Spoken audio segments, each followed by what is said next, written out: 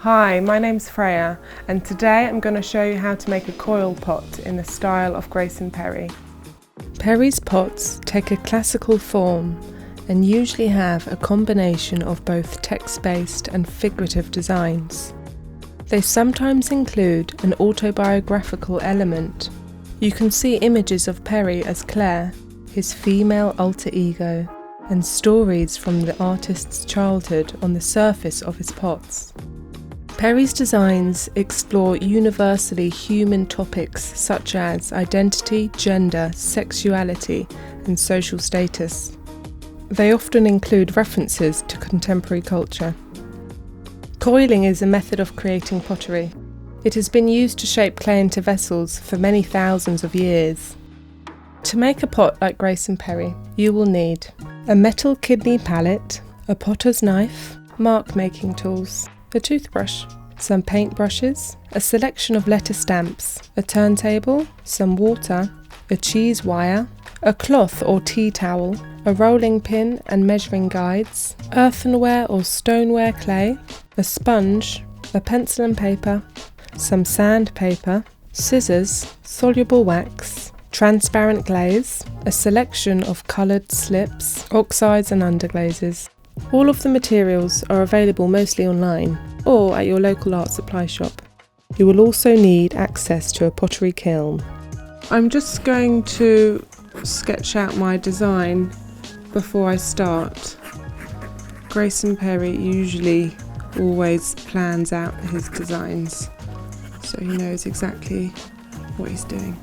He usually measures out an accurate plan of his pot in his sketchbook. Once Grayson has planned his shape, he cuts out a template of the form's profile. This should be the actual size of your pot. Today we're aiming for about 8 inches tall. You can use this template as a guide when you're building your wall. My design is autobiographical and I've gone through my life almost as a timeline and just picked out key parts of my life that have really been important to me. My workplace, family portraits, my university experience. Next, I'm going to decide what shape I want my pot to be. Grayson Perry usually has fairly traditional forms. That means that the belly is fairly large. It protrudes out of the pot, or it has a high shoulder here, and then the neck is tapered in and it's quite narrow in comparison to the lower half of the pot. Make sure that the shape of your pot has enough surface area to include your design. Now that I'm ready with my designs, I'm going to start preparing my clay. I'm just going to give it a little knead and then we're ready to start rolling out the base. Use your cheese wire to slice through the clay. So I'm just going to knead the clay. Sometimes when you take it out of a plastic bag, it's a bit sticky on the outside and a bit harder on the inside. We're going to start out rolling the base. You need to use your piece of fabric, an old sheet or hessian or a tea towel, and this just stops the clay from sticking to the surface as you roll it out. So I'm going to use my body weight to begin with. When I'm rolling it out, I'm going to use these 2 sticks and they're my measuring guides. So as I'm stretching out the clay under the rolling pin, the clay can't go any thinner than the thickness of these sticks, and that's quite helpful just for getting a nice even sheet of clay. Now I'm going to make my base. You can use anything to cut around. The size of your base is quite important because you're going to think about the size of the base in relation to the form. But I'm going to start with a small base, as I'm just going to do a small coil pot today. Rolling coils is actually not as easy as it looks. Grab a chunk of clay and use your whole hand to squidge it into a thick sausage to start with.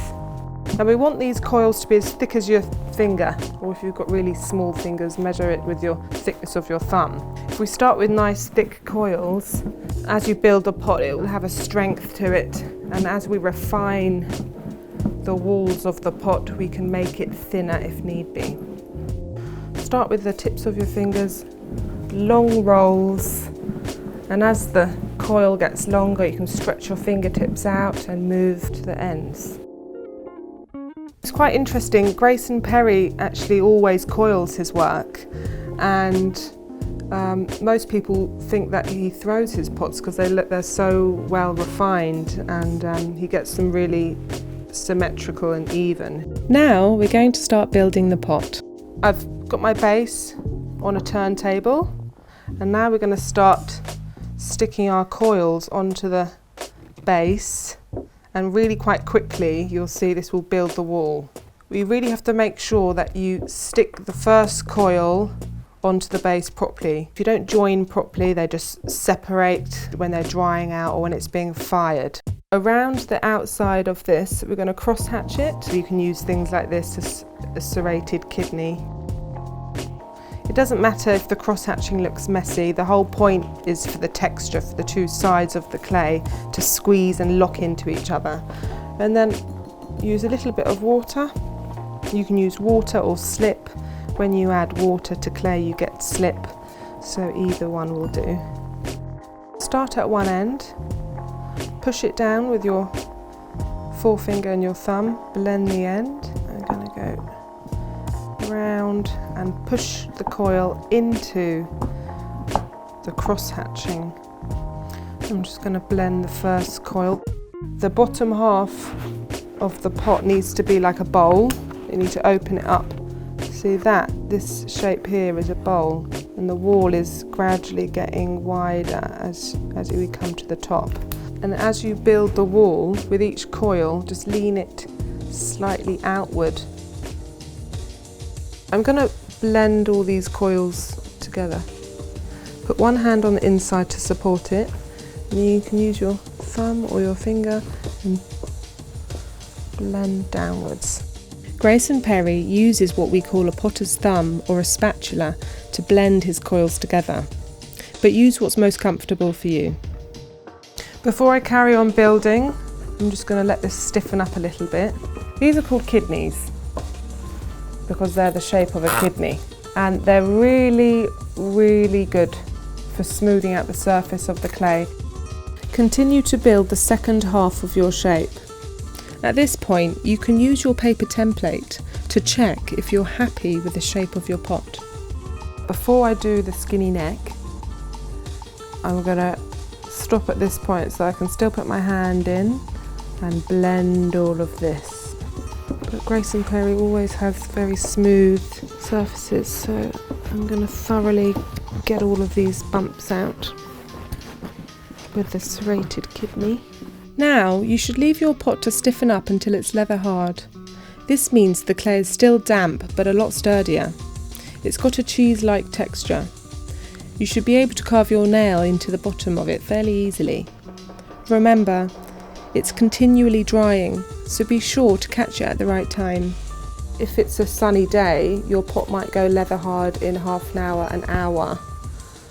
If it's cold and there's a lot of moisture in the air, it could take a day usually. So when you come back to your leather hard base, that's if you have left it to go leather hard. Just before we add the other coils for the neck, I'm going to again score it, add a bit of liquid or slip, and just repeat the cross hatching and the water until the clay is soft enough to receive the new clay that you're going to join. Next, it's decoration time. I'm going to make some medulas. These will form the 3D element which sit on the surface of my pot. I'm going to take these illustrations and cut them out of clay. I'm going to use any tool to draw out some of the shapes that I want. So I'm going to do a pot because I do pottery. I'm going to do a tree. Make sure that the elements to your medulas are not too thin, because when you cut them out it'll be really difficult to hold them together if they're too thin, so keep all the parts fairly thick. I've just smoothed out the edges of my medulas, made them a little bit neater. So once you know where they're going to go, you trace out the shape just roughly so that you know where to crosshatch. I've got a SPRIG mould. It gives me this little self-portrait of my father that I'm going to stick on. And it's a mould. We've sculpted the face and then made a little plaster press mould of it. They're fairly simple to use, but that will take a whole nother day to make these. I've stuck all of my medulas on and I'm now smoothing it out with a damp sponge. So slips are a liquid clay, and with this liquid clay we add stains and oxides so that we have a different colour. And these are going to be my background tones that I'm going to sort of fade into the pot. So I've chosen a selection of green tones for the base. I'm going to layer this on top of the whites. I've got an apple green and a more sort of army green. But I am going to add some bright colour to mine because that represents parts of my personality. Now I'm going to add a darker green and grey to add some faded depth. Now it's a good idea to put 2 layers of slip on. As you paint it on is as it will be, and you can see the paint strokes.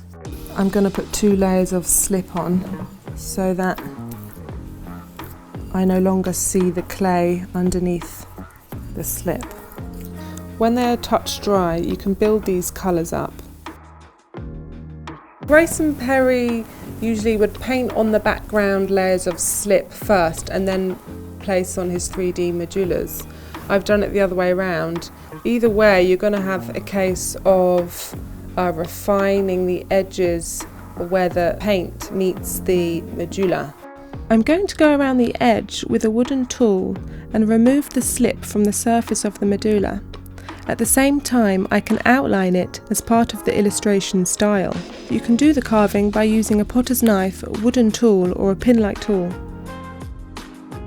I think Grayson Perry uses his own stamps, but I've purchased a plastic set of letters. I'm going to push these into the surface of my pot to add the text part of my design. Perry has said that you have to throw all of your experience, all of your personality into making your pot. I like to see this almost as a diary. How could you reflect your personality in your pot? When you're happy with the surface of your pot, pierce the SPRIG medulas with a small hole. This releases any air trapped inside. Do this immediately so you don't forget. Now you need to leave the pot until it's bone dry. It can take a couple of days for all the water to evaporate. Once the pot is bone dry, you can put it into the kiln to be bisque fired at 1000 degrees. This first firing increases in temperature slowly to evaporate all the moisture and release any air. The pot has just had its bisque firing to 1000 degrees, so the state of the clay is really quite porous, and it's almost like it's been half cooked, and that helps to hold the glaze on. Use your sandpaper to file off any rough edges and smooth off the burring from around the carvings. And then it's important that I just sponge off the dust. Otherwise sometimes the glaze crawls off if there's dust underneath it. If you have soluble wax, you can put wax on the base of the pot to resist the glaze. If you don't have wax, you can just sponge the glaze off the base of the pot. First I'm going to brush on my underglazes and oxides into the carvings. This is called inlay. Then sponge off any messy sections. Remember, you have slip on the pot, which can be hard to see at this stage, but feel free to add further tones of colour on and around the medulas to help them pop. But you can also inlay underglazes or oxides at this stage.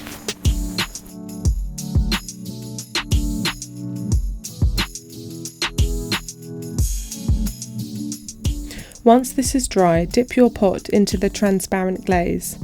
This gives the pot a glossy finish. I use my hands, but you can use a whisk of some sort to mix up the glaze thoroughly. It usually takes moments to dry. Once your pot is ready, it can now be glaze fired. The pot goes back into the kiln at 1260 degrees to be glaze fired. Now, I'm using stoneware clay, but depending on your clay type, this temperature will differ. This is hot enough to seal all the fine pinholes where the water once was and melt the glaze into that glossy finish. My firing is set to take around 24 hours. 12 hours for the temperature to reach its peak and about 12 hours for it to cool. There we go, and that's it, finished. Wow, it's always a surprise when it comes out of the kiln.